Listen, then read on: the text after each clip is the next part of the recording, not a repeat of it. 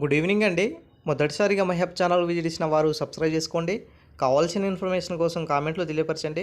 అదేవిధంగా వీడియో నచ్చినట్లయితే లైక్ చేయండి అండ్ షేర్ చేయండి సార్.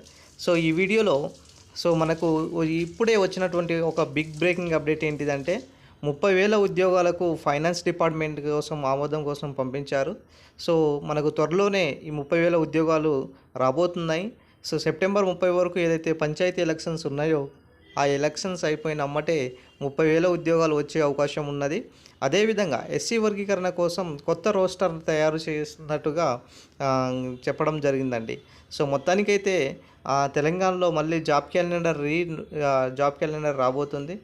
రీషెడ్యూల్ చేస్తారనేసి చెప్పడం జరిగింది. సో దాదాపుగా 30,000 ఉద్యోగాలు ఈసారి భర్తీ చేస్తారు అనేసి ప్రకటించడం కూడా జరిగింది.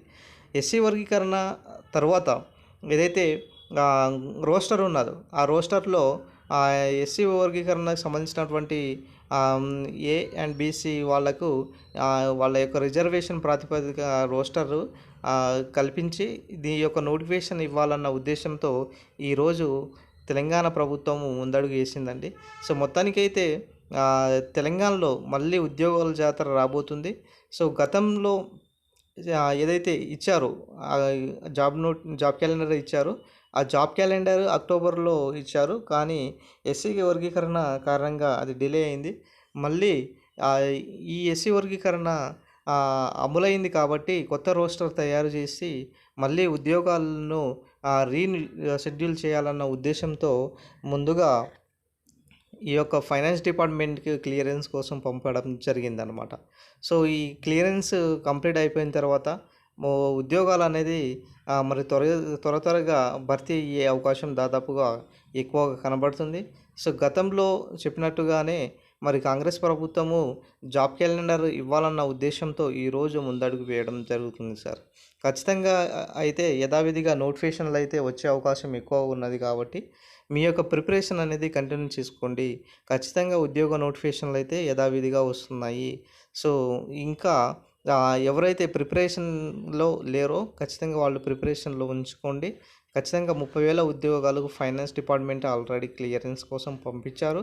అదేవిధంగా వివిధ ప్రభుత్వ శాఖల్లో ఉన్నటువంటి ఖాళీలు ఏదైతే ఉన్నాయో అవన్నీ కూడా భర్తీ చేయాలనేసి ఉద్దేశంతో వివిధ బ్యాక్లాగ్ పోస్టులన్నీ కూడా భర్తీ చేయాలన్న ఉద్దేశంతో ఈరోజు ప్రభుత్వం ముందడుగు వేసింది సార్.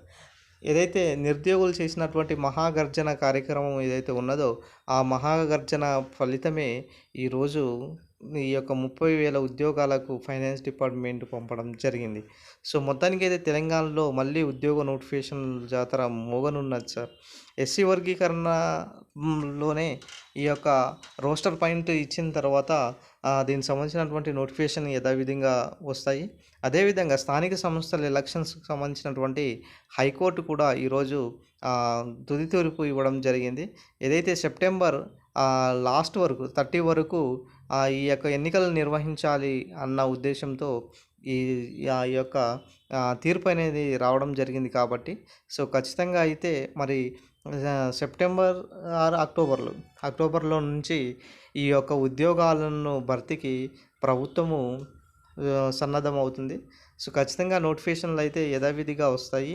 సో ప్రభుత్వం కూడా ముందడుగు వేయడం జరుగుతుందండి. ఖచ్చితంగా మీ యొక్క ప్రిపరేషన్ను కంటిన్యూలో ఉంచుకున్నట్లయితే మరిన్ని ఉద్యోగాలతో మళ్ళీ మీరు ఇక్కడ ఉద్యోగాలు సాధించవచ్చు అనమాట.